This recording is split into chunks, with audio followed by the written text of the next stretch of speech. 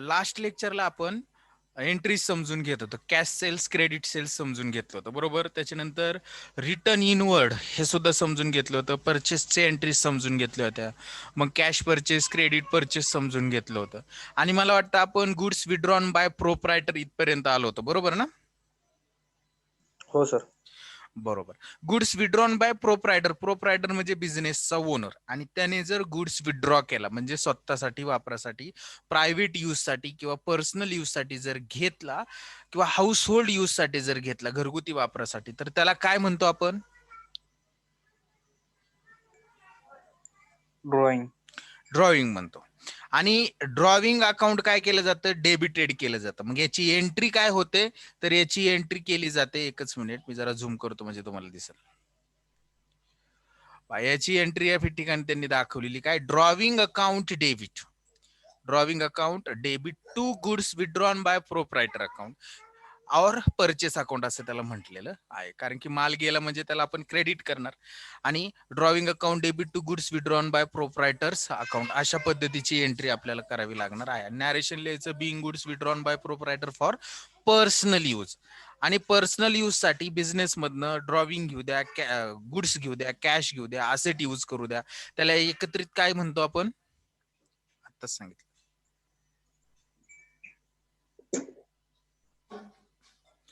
जर वैयक्तिक वापरासाठी किंवा घरगुती वापरासाठी किंवा पर्सनल यूज साठी बिझनेसच्या ओनरने बिझनेस मधनं कॅश स्वतःसाठी घेऊन द्या, कॅश म्हणजे पैसे, गुड्स घेऊ द्या, किंवा एखादी असेट वैयक्तिक वापर करू द्या, त्याला काय म्हणतो? बिझनेसची असेट. Personal use. काय पर्सनल यूज म्हणतो, पण त्याला एक शब्द आहे जो आता मी तुम्हाला सांगितला होता. ड्रॉइंग. काय म्हणतो? ड्रॉविंग म्हणतो. आता काही वेळेस काय केलं जातं? Goods distributed as a free sample. Free sample म्हणून माल वाटला जातो बघा. संतूर साबणावर पेन फ्री असं केलं जातं. तर हा कशाचा भाग असतो? एक ऍडव्हर्टाइज म्हणजे जाहिरातीचा भाग असतो. आणि आपला माल लोकांना माहित व्हावा, आपण कोणती वस्तू निर्माण करतो, ती कोणत्या क्वालिटीची आहे, तिची वैशिष्ट्ये काय आहेत, हे ग्राहकाला, कंझ्युमरला माहिती व्हावं, यासाठी बिझनेस एखादी नवीन वस्तू जर निर्माण केलेली असेल तर ती वस्तू फ्री सॅम्पल म्हणून काय करतो? कंझ्युमरला प्रोव्हाइड करत असतो.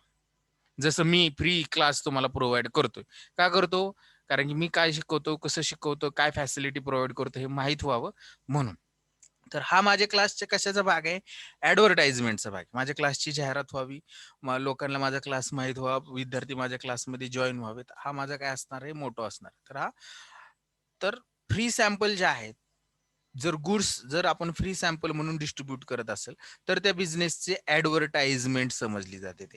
आणि ऍडव्हर्टाइजमेंट काय आहे? एक्सपेन्सेस आहे, लॉस आहे, इन्कम आहे, काय किंवा असेट आहे?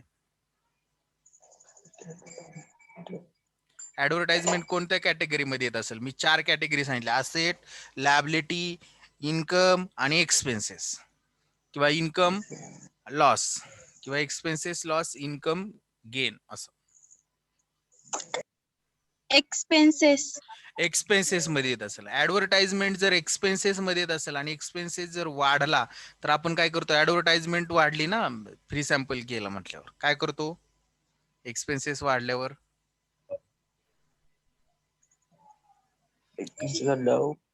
क्रेडिट. अरे काय रे, मी सांगितलं होतं, दात जरी पडले तरी सांगता आलं पाहिजे म्हातारपणात आपल्याला. मॉडर्न रूल आपण शिकलोय ना. एक्सपेंसेस वाढले, एक्सपेंसेस का बढ़ना भुजबळ सरांच्या भाषेत क्या किया जाता है? डेबिट किया जाता है. क्रेडिट. तर जर एक्सपेन्सेस जर इन्क्रीज झाले तर काय करणार आपण? डेबिट करणार. म्हणून advertisement account debit to goods distributed as a free sample account, और त्याला परचेस अकाउंट असं म्हटलं जातं. अशा पद्धतीची त्याची एंट्री होईल. आणि नॅरेशन करणार Bing goods distributed as a free sample, असं त्याचं नॅरेशन होईल.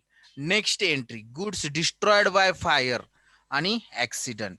गुड डिस्ट्रॉयड झाला फायर मुळे किंवा ऍक्सिडेंट मुळे. जर आपला मालाचं नुकसान झालं ऍक्सिडेंट मध्ये होतं किंवा आग लागून होतं, तर आपला काय? हा लॉस आहे, इन्कम आहे, असेट आहे की लॅबिलिटी आहे?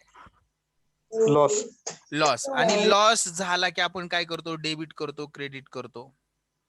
क्रेडिट. अरे चुकीचं सांगतो रे. डेबिट. काय करतो? लॉस झाला काय करणार आपण? डेबिट करणार. तर Debit. तेच आहे, goods destroyed by free sample accident is a physical loss of goods which loss by fire is debited. म्हणून आपण एंट्री काय करणार त्याची, की काय लॉस अकाउंट डेबिट किंवा loss by fire Debit. Account debit. आता काय होतं बिझनेस मध्ये, एखादा माल जर जळाला किंवा गुड्स जर फायर मध्ये जर ऍक्सिडेंट मध्ये जर लॉस झाला, तर बिझनेस काय करतो, त्या गुड्सची पॉलिसी करत असतो. पॉलिसी म्हणजे काय, इन्शुरन्स काढत असतो आणि Insurance. इन्शुरन्स कंपनीकडे क्लेम केला जातो की आमचा एवढा माल जळालेला आहे आणि एवढी रक्कम आहे. म्हणजे 10,000 रुपयाचा माल जळाला, 10,000 रुपयाचा माल आम्हाला इन्शुरन्स कंपनीकडून भरून भेटावा. आता इन्शुरन्स कंपनी खूप हुशार असते. 10,000 रुपयाचा माल जळाला पूर्ण 10,000 भरून देत नाही. इन्शुरन्स कंपनी त्यातले 8,000 रुपये अमाऊंट तुम्हाला भरून देते. राहिलेले जे 2,000 आहेत, तो तुमचा ऍक्च्युअल काय असू शकतो, लॉस असू शकतो. Loss. बघा ना, 10,000 रुपयाचा माल होता, जळाला, इन्शुरन्स होता त्या मालाचा, म्हणजे इन्शुअर्ड गुड्स म्हणतो त्याला. तर असा इन्शुअर्ड गुड्स असेल तर अशा वेळेस काय केलं जातं, 10,000 पैकी 8,000 इन्शुरन्स कंपनी आपल्याला जळाला म्हणून नुकसान भरपाई देते. मग आपलं 10,000 पैकी 8,000 तर आपल्याला रिकवर झाले. राहिले किती रिकवर व्हायचे फक्त,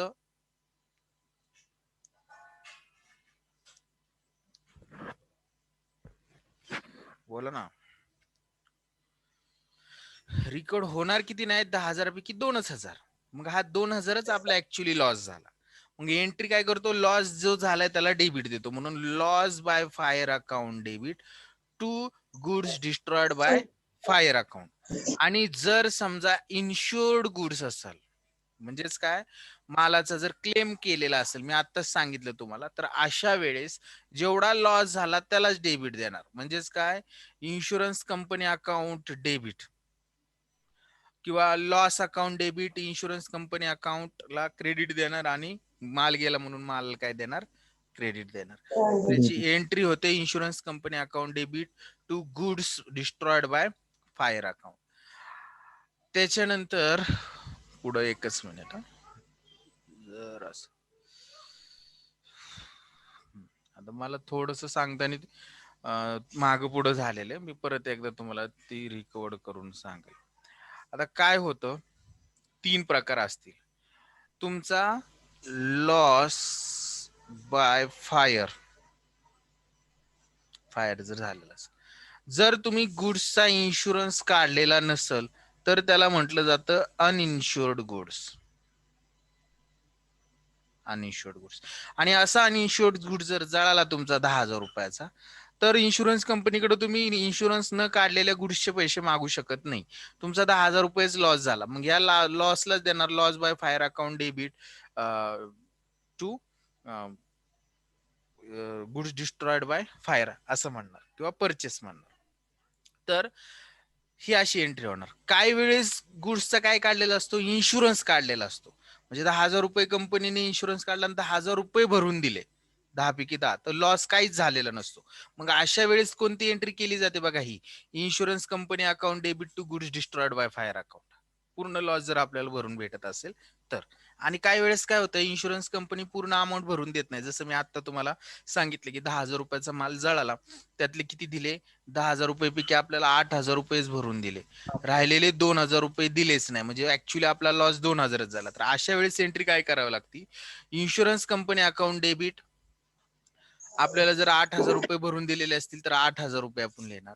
त्याच्यानंतर loss by fire account debit, actually loss झाला आपला 2,000, आपल्याला नुकसान भरपाई भेटली नाही, 2,000 रुपये to goods destroyed by fire account. Total goods आपला डिस्ट्रॉयड झाला होता 10,000 रुपयाचा, म्हणून to goods destroyed by fire 10,000. अशा पद्धतीची एंट्री होणार. आणि नॅरेशन लिहिणार, being goods destroyed and insurance company admitted the claim partly. म्हणजे त्यातली काहीच रक्कम आपल्याला इन्शुरन्स कंपनी काय केलेली आहे, भरून दिलेली आहे, असा त्याचा अर्थ होतो. त्याच्यानंतर काही वेळेस गुड लॉस किंवा डॅमेज होतो इन ट्रान्झिस्ट. म्हणजे काय, वाहतुकीमध्ये वाहतूक करत असताना गुड्सची तो गुड्स लॉस होतो किंवा तो डॅमेज होतो. तर अशा वेळेस सुद्धा बिझनेसचं काय झालेलं असतं, लॉसच झालेला असतो, बरोबर ना. हो. आणि लॉस झाला की मी तुम्हाला सांगितलं, लॉसला काय द्यायचं, डेबिट द्यायचं. ज्याच्यामुळे झाला त्याचं कारण पुढे लिहायचं. म्हणून पहा या ठिकाणी काय लिहिलंय, loss in transit account debit to goods loss in transit account. और त्याला परचेस अकाउंट म्हणजे परचेस आपला कमी होतो म्हणून त्याला परचेस अकाउंटला काय दिले क्रेडिट दिलेलं आहे. अशा पद्धतीची एंट्री आणि नॅरेशन लिहिणार being goods loss in transit.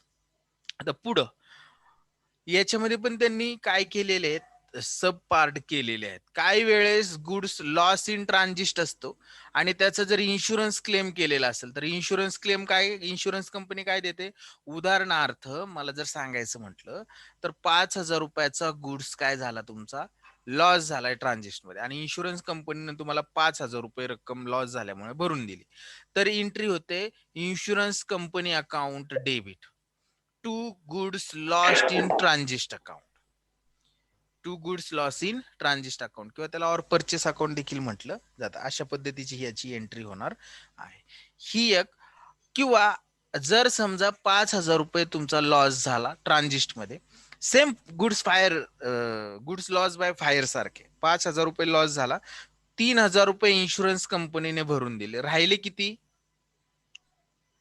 5,000 पैकी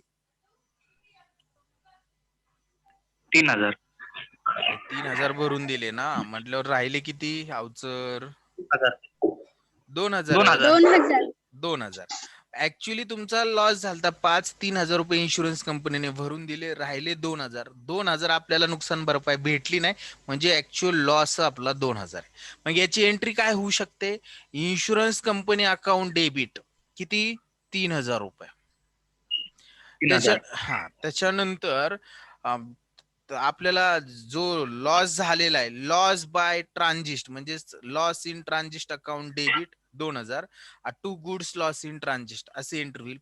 पुढच्या पेजवर तीच एंट्री दिलेली असणार आहे त्यांनी पहा या ठिकाणी तीच एंट्री त्यांनी प्रोव्हाइड केलेली आपल्याला काय सांगितले पहा एंट्री समजून सांगतो या ठिकाणी बघा.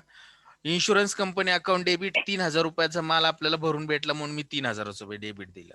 लॉस इन ट्रान्झिस्ट ऍक्च्युली 5,000 रुपयाचा माल डॅमेज झाला 3,000 रुपये भरून भेटले 2,000 रुपये भेटले नाही तोच ऍक्च्युअल लॉस आहे म्हणून loss in transit account debit 2,000 to goods lost in transit किती 5,000 रुपये. अशा पद्धतीची एंट्री आपल्याला करावी लागणार आहे. तर हे आहे गुड्स लॉसचं. त्याच्यानंतर फिलफ्रेड गुड्स ऑर स्टोलन म्हणजे गुड्स स्टोलन झाला म्हणजे चोरीला वगैरे गेला तर किंवा मिस यूज झाला गुड्सचा तर अशा वेळेस सुद्धा गुड्सचा काय होतो लॉसच होतो. मग आपण काय म्हणणार ज्याच्यामुळे लॉस झाला चोरील थेफ्ट झाला त्याच्यामुळे loss by theft account debit to goods lost account. जेवढे अमाऊंट असेल तेवढे अमाऊंट काय करणार आपण त्या ठिकाणी एंट्री मध्ये लिहिणार आणि नॅरेशन लिहिणार Bing good lost by theft. तर अशा पद्धतीच्या एंट्र्या गुड्सच्या संदर्भात बघा मी काय काय सांगितलं कोण सांगते जितकं आठवल तितकं याची प्रॅक्टिस होणार आहे आपल्याला पुढं. सांगा बरं फर्स्ट मी काय सांगितलं परचेस. परचेस मध्ये काय काय सांगितलं कोण सांगते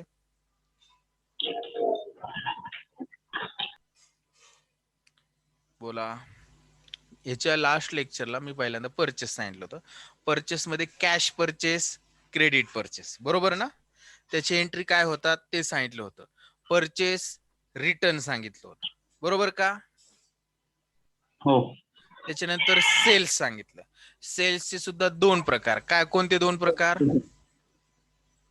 सेल्स आणि सेल्स रिटर्न. कॅश सेल्स आणि क्रेडिट सेल्स.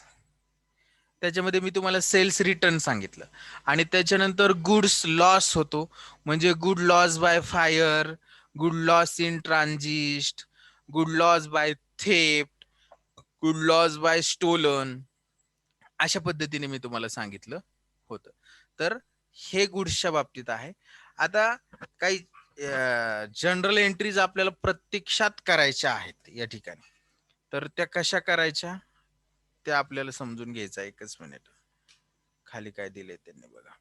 आता 2 जनरल एंट्रीजचे प्रकार आहेत. एक म्हणजे सिंपल जनरल एंट्रीज आणि कंपाऊंड किंवा कंबाईन जनरल एंट्रीज म्हणजे काय की आता 2 जनरल एंट्री एक सिंपल केली जाते आणि काही वेळेस कंबाईन केली जाते. आता कंबाईन कशी असते ते पुढे जाऊन मी तुम्हाला सांगेलच. आधी सिंपल समजून घेऊया. सिंपल जनरल एंट्री मध्ये काय असतं तर सिंपल जनरल एंट्री मध्ये काय in a simple journal entry only 2 accounts are affected. फक्त 2 अकाउंट्सच अफेक्ट केले जातात. म्हणजे फॉर एक्झाम्पल जर मला सांगायचं म्हणलं काय कॅश सेल्स ऑफ ₹200 काय एंट्री होईल? कोणते दोन अकाउंट अफेक्ट होणार आहेत? कॅश कॅश आणि account debit account. Cash account debit to sales, म्हणजे कॅश आणि सेल्स हे दोनच अकाउंट अफेक्टेड होणार आहेत. म्हणजे त्यांनी असं सांगितलंय की सिंपल जनरल एंट्री मध्ये दोनच अकाउंट आणि कंबाईन किंवा कंपाऊंड जनरल एंट्री मध्ये दोन किंवा दोन पेक्षा जास्त अकाउंट असतात. तर ते कसं असतं ते बघूया आपण. पहिल्यांदा काय दिले ते समजून घेऊया. In a simple entry only 2 accounts are affected.